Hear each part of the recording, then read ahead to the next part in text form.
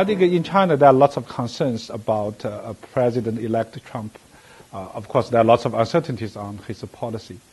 In your view, what's his priority in terms of, the first 100-day business after he is in office?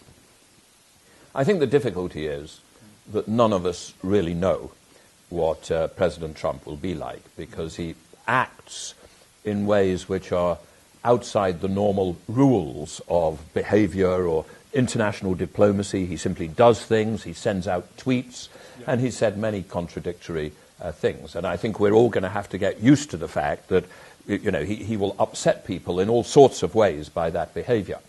So what do we think he'll do?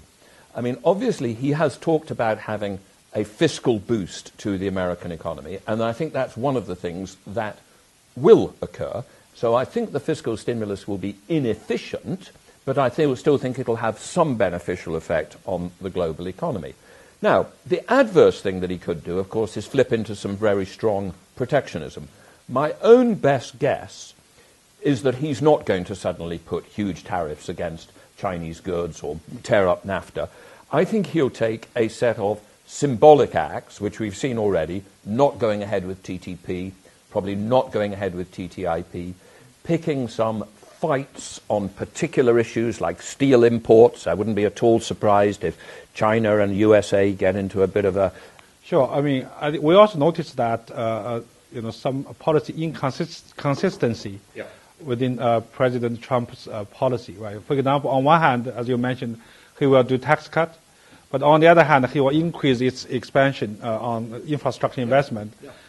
He also promised to keep fiscal deficit low, right?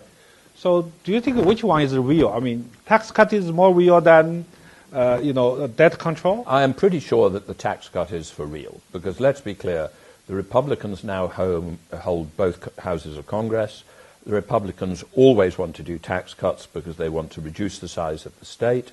That is what the Republicans did back with Reagan in the early 1980s, and as a result ran very, very big deficits.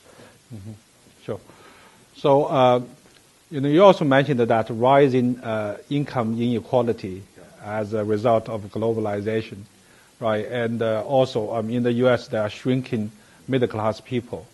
So, is it a good time to have a president with a business mind, or whether? Basically, my question is that some investors would say Trump could be a good option for the rest of the world. Well, I don't think he'll do anything to address the fundamental problem of rising inequality in the U.S. Indeed, I think he'll probably make it worse. I think the irony is that he was elected in part because a bit of the white working class voted for him.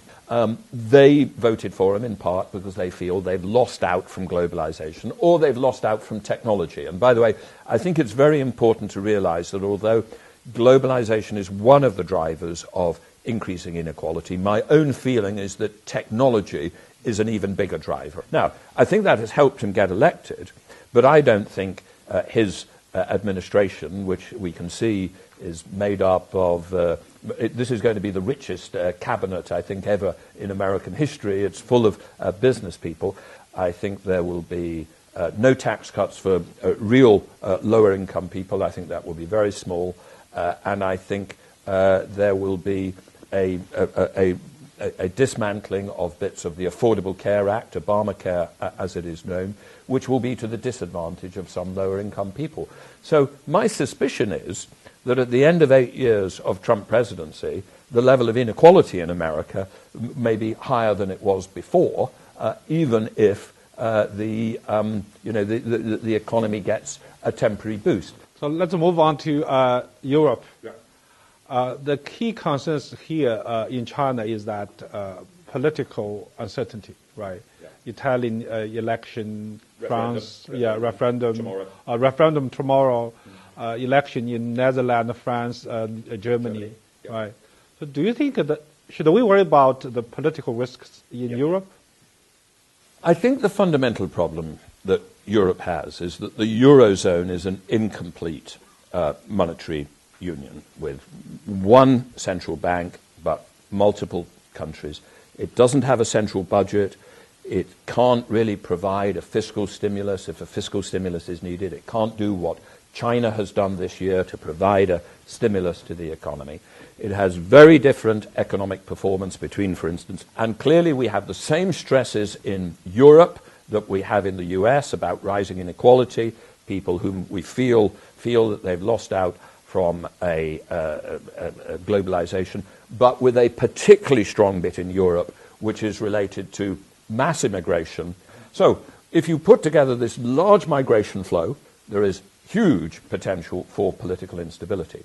So people voted for Brexit regretted now?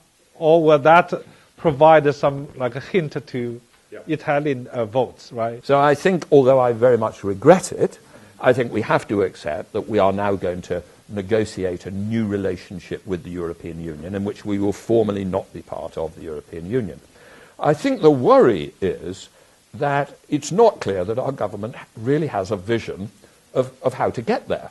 Our government at the moment says that they're not going to reveal what their plan for Brexit is because you can't reveal your hand in a negotiation. But increasingly British people are beginning to think they're not revealing their plan for where we want to end up because they don't have a plan. They sort of don't know where they're going. Great. So we met in Beijing a few months ago, right? So talked about the Chinese economy. And I took one of your advice to China is stop the property price bubble. Right? And in your book, you also mentioned that lending by banks to the property sector, that creates a bubble, right? And until banks cannot lend, then the bubble busts. Unfortunately, China is actually still moving on that path, right? So how do you explain, what has happened in China? I mean, why the government is still doing that, and what the government should do? I think what has surprised a lot of people who watch China is that the credit boom is still going on. The credit boom keeps on moving its focus. Sometimes it's in the equity market, sometimes it's in the property market, sometimes it's more lending to the state-owned enterprises and the local government for infrastructure investment and property investment, but it keeps on going on. And the credit level of debt in the economy keeps on growing faster than the GDP, so the leverage ratio, the ratio of debt to GDP, keeps on going up. And of course the IMF talked about that in its Article 4 review, the BIS has talked about it, and so the big issue is there a problem with this growth of debt? Well, I think there is, but I think it's important to realize that it's a different type of problem than the problems that we had in 2008 in the developed world. I think in a completely market economy, when you have too much debt, eventually you produce a financial crisis and then you go into a post-crisis recession. I think that is less likely in China because most of this debt is owned from the state-owned enterprises and the local governments to state-owned banks. But there are two fundamental problems with the leverage going up and up, which are still problems even in what we might call a hybrid socialist market economy, a market economy with Chinese characteristics. In such an economy, the problem of the debt creation is that it is producing a bad investment. And so, although much of the investment in the Chinese economy is good investment, some of it is going into infrastructure which is not needed in third and fourth tier cities, where with the eventually decline in the Chinese population, which will begin in about 10 years' time, some of that capacity, infrastructure capacity, will be in the wrong place. We know that already with ghost towns, and there are probably more ghost towns being built. So there's a misallocation of capital. There's a misallocation of capital into heavy industry, too much steel capacity, too much cement capacity, etc.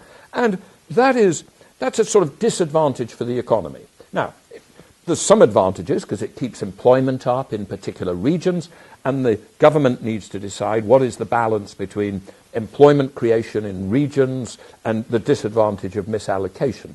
China, we already facing, we still see like 6.7% of GDP growth. But if we measured it by US dollars, it's gone down. The GDP growth rate is almost negative. This year, because there's been a 6 or 7% depreciation of the RMB. Exactly. Yeah. So how can China deal with the problem? The starting point should be, how do we have an intelligent reform of the state-owned enterprises and budget constraints on the state-owned enterprises, and then quite a lot of the leverage problem will be automatically solved. There will still be some existing bad debts within the system, and I suspect that the real bad debts in the system are somewhat higher than the official non-performing loan figures suggest, but those bad debts can be dealt with by bank recapitalization, etc. If we then switch back to the different element of debt, which is the mortgage debt in the household sector, that, of course, is still low compared with international standards, but it's risen a lot. It's gone from about 25% of GDP to 45% of GDP, and that has helped produce the property bubble, in particular in the coastal cities. Now there, I think, the policy has got to be an intensification of the policy which is already being applied, which is limits on loan to value, how much you can borrow against a house, limits on the ability to borrow money to do second or third houses, not to live in but just as investment. I think those are the limits which are required there. Though, of course, there is also an issue of the sort of balance of the Chinese economy in geography. One of the reasons why China cannot impose hard constraint on SOEs on the government is because we want to sustain a reasonable level of growth, right? If China take your suggestion, will the growth have to slow much more? I think if China really applied hard budget constraints to the SOEs and then managed to reduce the leverage and cut the investment rate, there would probably be some slowing of the official GDP growth figures, maybe from 6.5% to 6% or so.